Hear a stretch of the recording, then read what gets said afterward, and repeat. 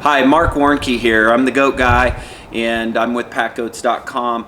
If you're watching this video, it's likely because you've asked a question and you're trying to find a solution with your goats on either their health and wellness or their training, or how do I solve this problem, how do I solve that problem.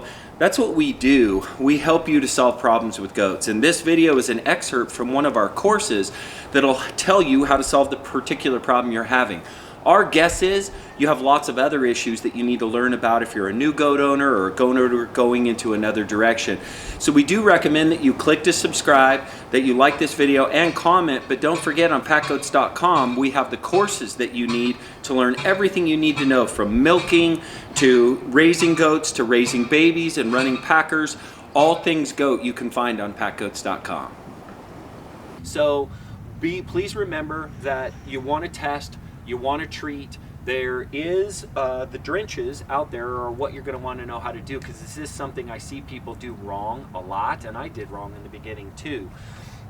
You can get this size. This is a 20 milliliter. 10 milliliters are even a little better on babies, but the 20s work. This guy's only about 10 days old. What people do is they don't put it far enough in their mouth. A goat's throat is quite deep, and so when I'm trying to put this in a baby, I'm putting it in about this deep, about as deep as my finger. When I'm putting it in an adult and I'm drenching an adult, I'm putting it in that far. So I'm putting this whole syringe in an adult, but I use a bigger drench when I'm doing adults. We're talking about babies right now. This one or the 10 milliliter fit really nicely, and you can give them things like Pepto Bismol, you can give them wormers with this, you can give them electrolytes. Learning how to drench is an important part of running babies. So I'm just going to quickly show you. This guy doesn't need to be drenched, and so I'm not going to inject liquid.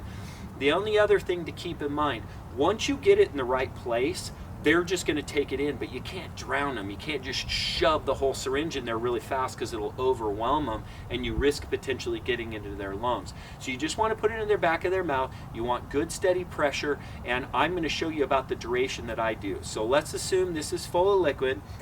I'm always going to open, sorry buddy, you're going to open their mouth by pinching on each side, and then what I'm going to do is I'm just going to put it in their mouth. See, I'm about halfway in, and then I'm going to slowly inject it right there, and boom, he'd be done.